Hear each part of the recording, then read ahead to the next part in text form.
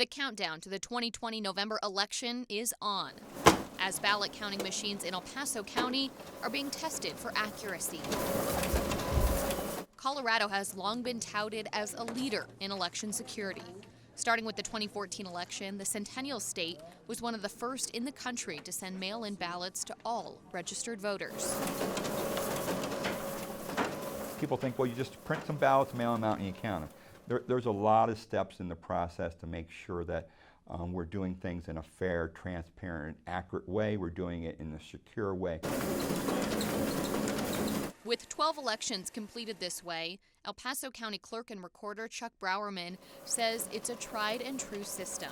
And a few years ago, the county's ballot counting machines were certified by a federal agency. The standard is to test 500,000 ballots with no more than one error. After they did that successfully, they kept adding another 500,000 to that count to be tested. They said, all right, we're going to go one more step. They went to 2 million. So 4 times the ruggedness, the robustness of what the national standard is. Still no errors. They said, you know, we could be here for years. Colorado is also one of the first states to audit election accuracy. KRDO checked post-election audits for the 2014 and 2016 general and primary elections in El Paso County. Each of the audits all show no discrepancies between the machine count and the manual hand count. You can see on the right-hand side of this audit, the highlighted section shows the numbers are the same, indicating the machine count and the manual count came up with the same amount of ballots. At the bottom of the page, the audit is signed off by a designated election official and 2 canvass board members, one from each political party, indicating that these ballots have been compared for further review. To go one step further, risk-limiting audits began in Colorado in 2017 to shift the focus of auditing the machines to auditing the outcomes of elections. This change gives close races more scrutiny by examining a larger sample of ballots compared to the reported results. The process starts by selecting a risk limit, which was determined to be at 9% for the 2017 coordinated election, meaning that if there were any erroneous winners in the initial results, the audit will catch at least 91% of them. During the 2018 and 2019 elections, the risk limit was decreased to 5%, meaning there was a 95% probability that the audit will discover an incorrect outcome.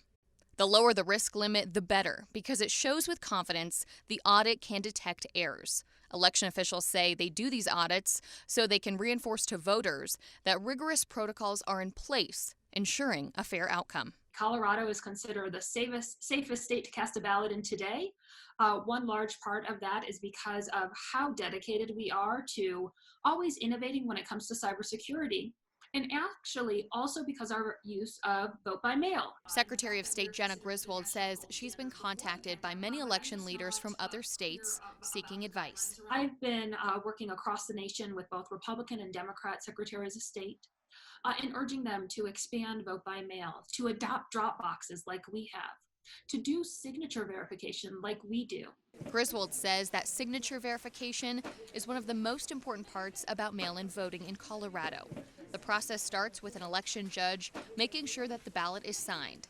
And after that, ballot counting machines will compare a signature on file for the voter to the signature on the ballot. If there's a concern that the signature doesn't match, the ballot will be pulled out and election officials will investigate to make sure the signature belongs to the person voting. Most of the time, it can be resolved with an email or letter to the voter asking them to provide another example of their signature and a copy of an acceptable ID before their vote is counted. In Colorado Springs, Bryn Carmen, KRDO News Channel 13.